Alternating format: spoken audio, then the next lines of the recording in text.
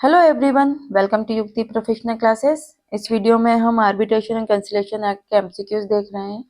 अगर आपने मेरे चैनल को सब्सक्राइब नहीं किया है तो मेरे चैनल को सब्सक्राइब शेयर एंड लाइक ज़रूर करिए।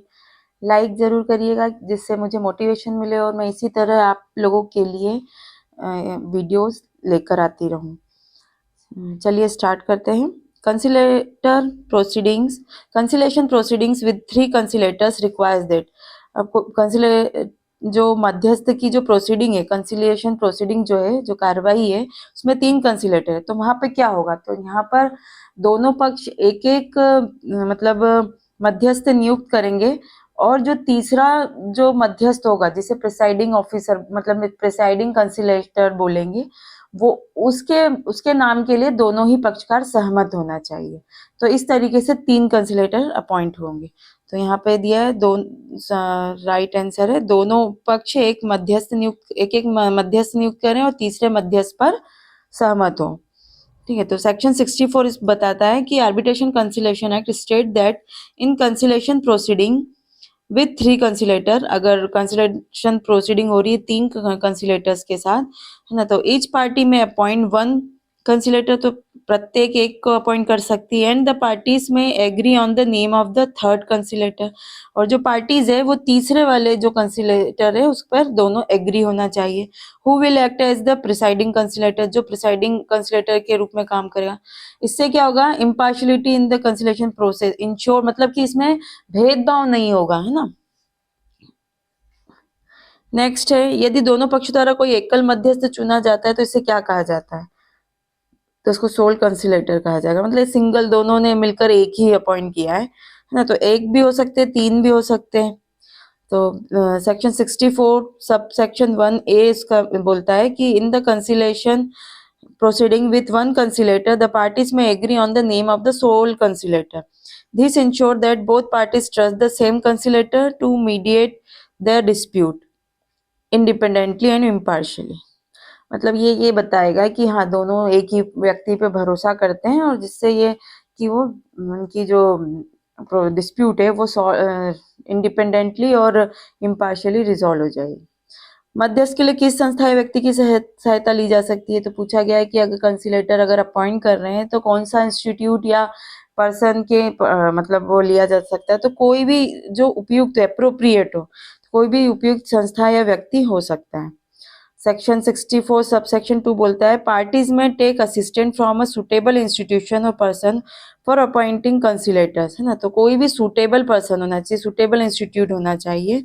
The institution or person recommended names और डायरेक्टली अपॉइंट कंसिलेटर, तो इंस्टीट्यूशन क्या करेगा या पर्सन क्या कर सकते हैं, वो रिकमेंड कर सकते हैं, है ना, नेम को, या फिर डायरेक्टली अपॉइंट कर सकते हैं कंसिलेटर्स को। Ensuring that the conciliator remains independent and partial, ये ध्यान में रखते हुए कि वो इंडिपेंडेंट हो और इम्पार्शियल हो।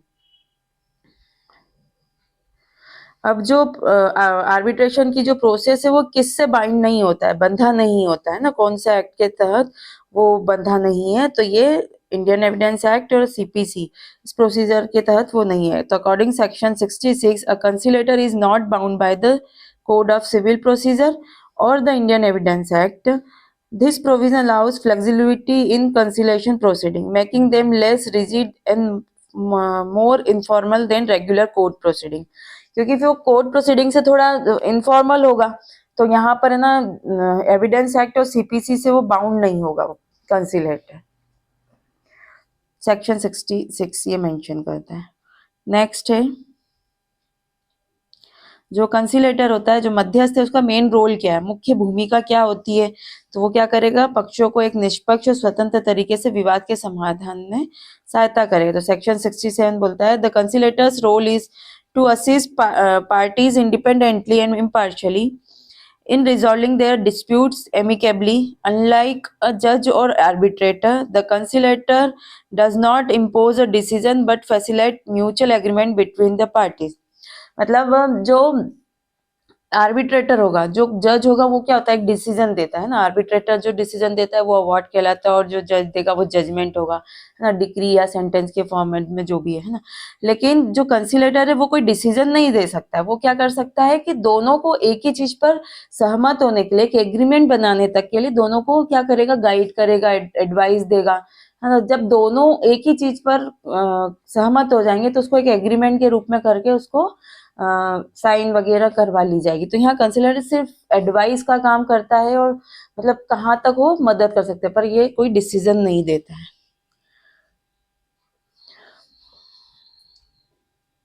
नेक्स्ट है जो कंसिलेटर है उसको किन प्रिंसिपल्स का पालन करना पड़ता है, तो उसको वस्तुनिष्ठता, निष्पक्षता और न्याय मतलब ऑब्जेक्टिविटी, फेयरनेस एंड जस्टिस का फॉलो करना पड़ता है। सेक्शन 67 में ये बताया गया है। नेक्स्ट है मध्यस्थ किस प्रकार विवाद समाधान के लिए प्रस्ताव दे सकता है, तो ये क्या कर सकते हैं, ये सिर्फ रिटर्न में या मतलब ओरल रिटर्न किसी भी रूप में बिना कारण बताए समाधान दे सकते हैं उनको, मतलब जो वो एडवाइस दे रहे, जो उसका हल बता रहे, उसका रीजन देने की जरूरत नहीं। तो सेक्शन 67 ही बता रहा है इसके बारे में कि मध्यस्थ किसी भी समय विवाद के समाधान के लिए प्रस्ताव दे सकता है।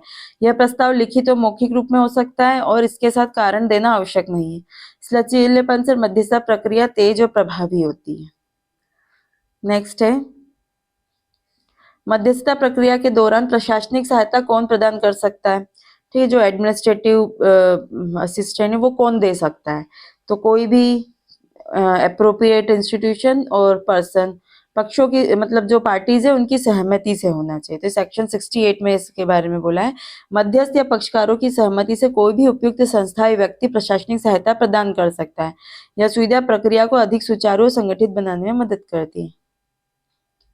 यदि कोई पक्ष मध्यस्थ को गोपनीय जानकारी देता है, मतलब कोई पार्टी है वो कंसिलेटर को कोई कॉन्फिडेंशियल बात बता रहा है, तो क्या मध्यस्थ उसे दूसरे पक्ष को साझा कर सकता है, तो क्या जो अदर पार्टी है उसको क्या कंसिलेटर वो शेयर कर सकता है, तो नहीं कर सकता है, नहीं यदि वो जानकारी गोपनीय रखने की शर्त के साथ दी गई है। तो ये सेक्शन 70 बोलता है कि यदि किसी पक्ष द्वारा मध्यस्थ को कोई फैक्चुअल मतलब इंफॉर्मेशन दी जाती है जो दूसरे पक्ष को सूचित किया जाना चाहिए ताकि वो अपनी स्पष्टीकरण प्रस्तुत कर सके, लेकिन अगर कोई गोपनीय रखने की बात बोली गई है कि ये इस शर्त पर ही बताई गई है, तो वो साझा नहीं की, वो शेयर नहीं की जा सकती है। क्या विवाद के समाधान के लिए पक्षकार अपना सुझाव दे सकते हैं, मतलब पार्टीज खुद ही बोल रही है कि इसमें ऐसा किया जा सकता है, इसमें ऐसा किया, मतलब खुद के सुझाव दे रही है, हाँ तो दे सकती है क्योंकि यहाँ कोई डिसीजन नहीं होता है। तो हाँ पक्षकार अपनी पहल पर या मध्यस्थ के आमंत्रण पर सुधार, मतलब यहाँ पे है कि खुद ही बोल सकते हैं या फिर अगर कंसिलेटर भी बोल रहा है, इनवाइट कर रहा है कि आप अपने अपने राय दीजिए इस बारे में, तो तब वो दे सकती है। तो सेक्शन 72 में इसके बारे में मेंशन किया गया है कि जो पार्टीज है वो खुद भी पहल कर सकते हैं और जो कंसिलेटर है उसके इनविटेशन पर भी समाधान दे सकते हैं, सुझाव दे सकते हैं। नेक्स्ट है यदि पक्षकार समझौते की शर्तों पर सहमत हो जाते हैं तो मध्यस्थ को क्या करना चाहिए। अब अगर जो एग्री हो गए की बात पर है ना, अब वो एग्रीमेंट करने को उसके जो टर्म्स एंड कंडीशन है उसको एक्सेप्ट कर लेते हैं, तो अब कंसिलेटर का क्या काम होगा, तो वो क्या करेंगे, वो क्या करेगा कंसिलेटर, वो समझौते को क्या करेगा ऑथेंटिकेट करेगा और प्रत्येक पक्ष हर मतलब जो पार्टीज है उनको उसकी एक एक कॉपी दी जाएगी, मतलब सत्यापित कराया जाएगा उसको। तो सेक्शन 73 में मेंशन किया है कि जब पार्टीज क्या है एग्रीमेंट पे हस्ताक्षर कर लेते हैं तो कंसिलेटर उसको क्या करेगा ऑथेंटिकेट करता है और प्रत्येक पक्ष को उसकी कॉपी दे दी जाती है। फिर इस तरीके से क्या होगा, जो एग्रीमेंट है उसको एक लीगलिटी मिल जाती है, कानूनी वैधता मिल जाती है और यह विवाद समाधान प्रक्रिया का अंतिम चरण बन जाता है। और जब ये ऑथेंटिकेट हो गया तो ये फाइनल हो गया, मतलब यहाँ डिसीजन नहीं है, उन्होंने ही आपस में एग्री होकर डिसाइड करा है।